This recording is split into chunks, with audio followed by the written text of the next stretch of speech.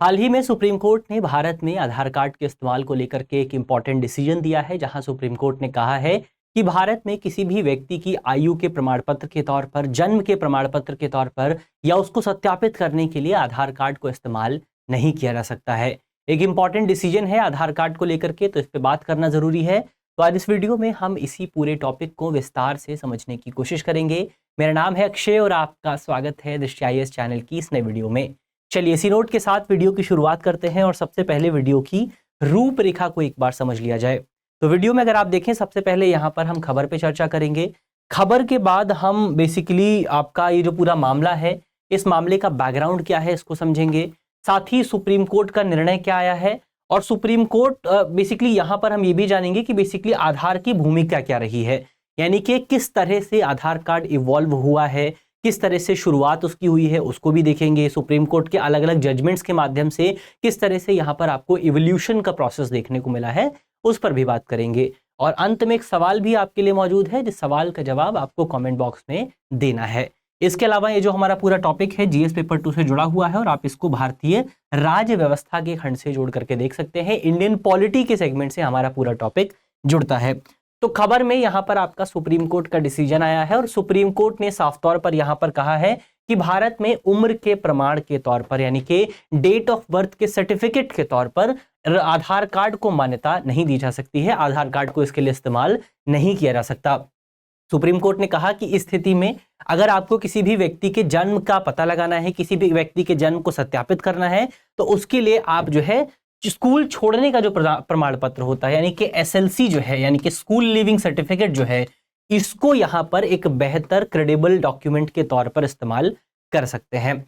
आधार के उद्देश्य की अगर आप बात करें तो यहां पर सुप्रीम कोर्ट ने कहा कि भारतीय विशिष्ट पहचान प्राधिकरण यानी कि UIDAI, जो कि आधार को जारी करने की नोडल एजेंसी है, उसकी ओर से आधार को एक सार्वभौमिक पहचान इंफ्रास्ट्रक्चर के रूप में स्थापित किया गया है, लेकिन इसे केवल पहचान के प्रमाण के तौर पर इस्तेमाल किया जा सकता है। इसको उम्र के प्रमाण के तौर पर यूज नहीं किया जा सकता। यानी कि अगर आप अपनी उम्र के प्रमाण पत्र के तौर पर केवल आधार को पेश करते हैं तो फिर उस डॉक्यूमेंट को स्वीकार नहीं किया जाएगा। ये बेसिकली यहां पर सुप्रीम कोर्ट ने अपने डिसीजन में कहा है। इसके अलावा मामले की अगर पृष्ठभूमि की बात करें कि आखिर ये मामला चर्चा में आया क्यों है, उसको अगर आप देखें तो दरअसल ये जो पूरा मामला चर्चा में आया है, ये एक मोटरसाइकिल दुर्घटना की वजह से आया है। जिस मोटरसाइकिल दुर्घटना में एक व्यक्ति की मौत हो गई थी जिनका नाम था सीकाराम। अब मोटरसाइकिल दुर्घटना में एक व्यक्ति की मौत हुई थी तो उस व्यक्ति के परिवार को मुआवजा दिया जाना था।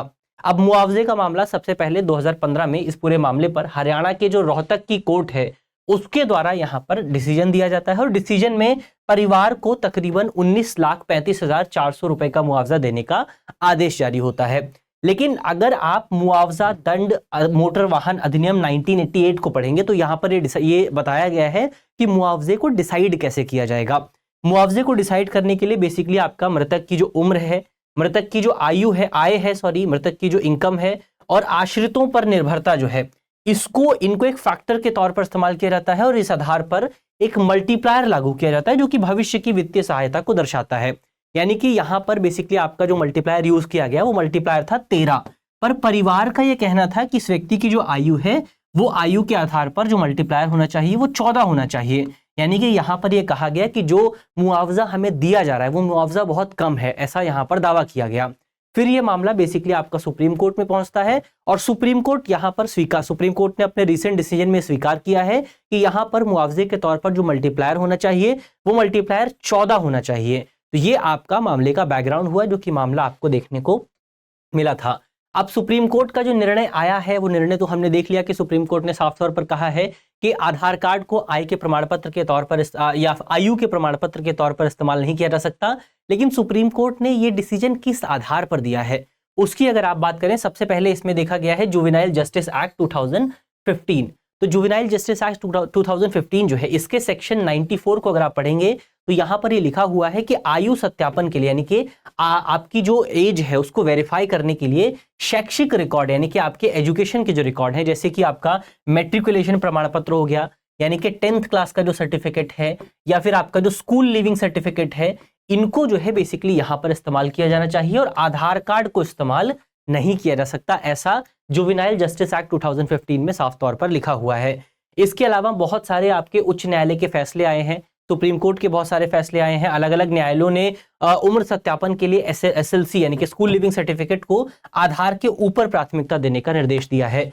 इसके अलावा सुप्रीम कोर्ट की 2018 की एक बेंच का फैसला है जो इसी विषय को लेकर के बात करता है। इस फैसले में बेसिकली यहां पर आधार को केवल पहचान के प्रमाण पत्र के तौर पर स्वीकार किया गया था और यहां पर साफ तौर पर कहा गया था कि आप इसको उम्र के पहचान के तौर पर इस्तेमाल नहीं कर सकते हैं। तो ये ओवरऑल आपके कुछ इंपॉर्टेंट बेस हुए जिनका इस्तेमाल किया सुप्रीम कोर्ट ने और इस आधार पर अपना रिसेंट डिसीजन दिया है। अब यहां पर भारत में आधार की भूमिका क्या रही है और किस तरह से उसका इवोल्यूशन हुआ है, एक बार उस टॉपिक पर भी अगर हम चर्चा करें तो सबसे पहले अगर प्रारंभिक अवस्था की बात करें, प्रारंभिक अवधारणा की बात करें, तो इस अवधारणा का जो जन्म होता है वो यूपीए गवर्नमेंट के दौरान हमें देखने को मिलता है।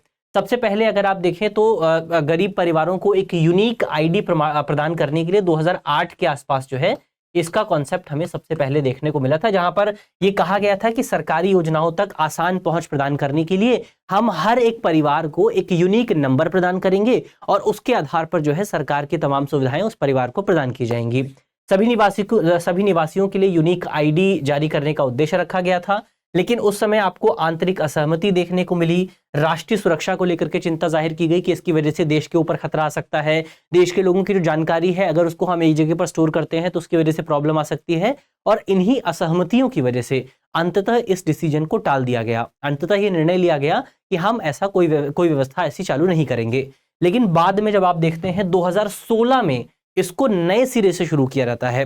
2016 में अगर आप देखें तो 2014 के बाद जब नई सरकार बनती है तो 2016 में आधार लक्षित लाभ और सेवाओं की डिजिटल विधेयक को मनी बिल के रूप में पेश किया जाता है।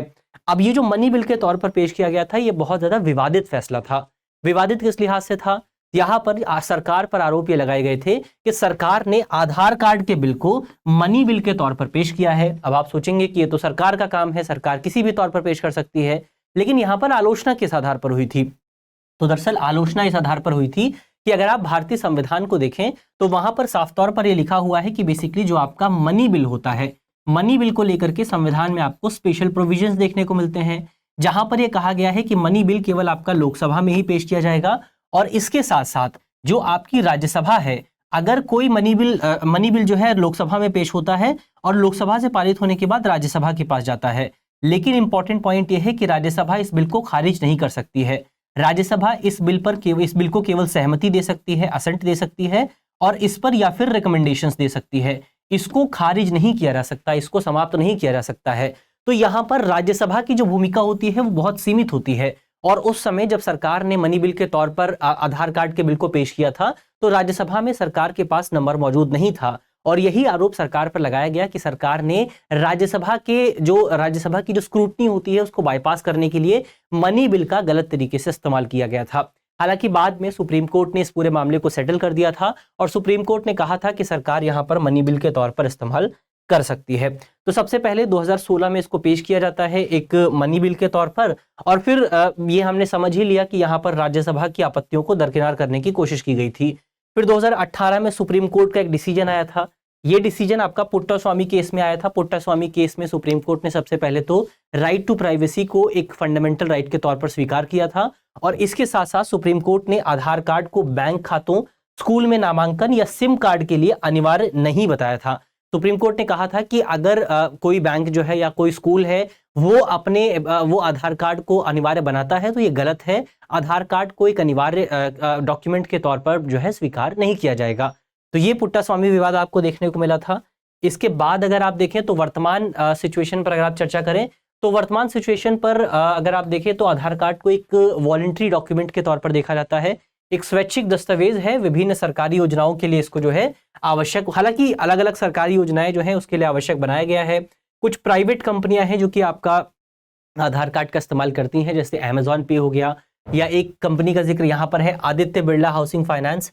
ये कंपनी भी अपने काम को करने के लिए आधार कार्ड को एक मैंडेटरी डॉक्यूमेंट के तौर पर एक्सेप्ट करती है। इसके अलावा 2024 में अगर आप देखें, जनवरी 2024 में सरकार की ओर से मनरेगा, MG मनरेगा के तहत जो भी लाभ मिलते हैं उनको आधार कार्ड पर जो है आधारित कर दिया था। सरकार की ओर से एक नए सिस्टम की शुरुआत की गई थी, जिस नए सिस्टम को कहा जाता है आधार बेस्ड पेमेंट सिस्टम। इसको लेकर के कई समस्याएं भी पैदा हुई हैं, जिन समस्याओं पर आज भी हमने, जो हमारा अखबार है अखबार की जो वीडियो रहती है उसमें बात की थी। तो अगर आप उस टॉपिक को देखेंगे उस वीडियो को तो वहां पर आपको और डिटेल से जानकारी प्राप्त हो जाएगी। फिलहाल यहाँ पर ये बताया गया है कि वर्तमान समय में सरकार या आप कहें सुप्रीम कोर्ट के अलग अलग डिसीजंस में आधार कार्ड को भले ही एक वॉलंटरी डॉक्यूमेंट के तौर पर स्वीकार किया गया है, लेकिन इसके बावजूद भी अलग अलग विभाग और अलग अलग निजी कंपनियां हैं जो कि आधार कार्ड को एक मैंडेटरी डॉक्यूमेंट के तौर पर पेश करती हैं, और कई जो आपकी योजनाएं हैं उनके लिए आधार कार्ड को मैंडेटरी सरकार की ओर से बना दिया गया है। तो ये ओवरऑल आपका आधार कार्ड को लेकर के जो तमाम इंपॉर्टेंट विषय थे उन पर हमने चर्चा की। अब अंत में आपके लिए एक सवाल है जिसका जवाब आपको कमेंट बॉक्स में देना है। सवाल यह है कि भारत में निजता के अधिकार यानी राइट टू प्राइवेसी को मान्यता देने वाला निम्नलिखित में से कौन सा सर्वोच्चतम न्यायालय का निर्णय है? हमारे ऑप्शन है, ऑप्शन ए के एस पुट्टास्वामी बनाम भारत संघ, ऑप्शन बी केशवानंद भारती बनाम केरल राज्य विवाद, ऑप्शन सी विशाखा बनाम राजस्थान राज्य, और ऑप्शन डी मेनका गांधी बनाम भारत संघ विवाद। तो इसका सही जवाब क्या होगा वो जल्दी से आपको कमेंट बॉक्स में बताना है। और इस वीडियो में हमने जितने भी इंपॉर्टेंट पॉइंट्स पर बात की है मुझे उम्मीद है कि वो पूरा टॉपिक आपको समझ में आ गया होगा। अगर वीडियो अच्छी लगी है तो वीडियो को लाइक करना, शेयर करना बिल्कुल मत भूलिएगा अपने दोस्तों के साथ, अपने साथियों के साथ। और अगर आप चैनल पर नए हैं तो चैनल को सब्सक्राइब कर लीजिए ताकि आपके और भी दोस्तों को और भी साथियों को जो है और भी आपको जो है नोटिफिकेशन प्राप्त होती रहे। मिलते हैं आपसे अगली वीडियो में, तब तक के लिए अपना ख्याल रखिए, ध्यान रखिए, पढ़ते रहिए। धन्यवाद। डियर व्यूअर्स, अपने एग्जाम की तैयारी को और बेहतर करने के लिए हमारे चैनल को लाइक, शेयर और सब्सक्राइब करना न भूलें।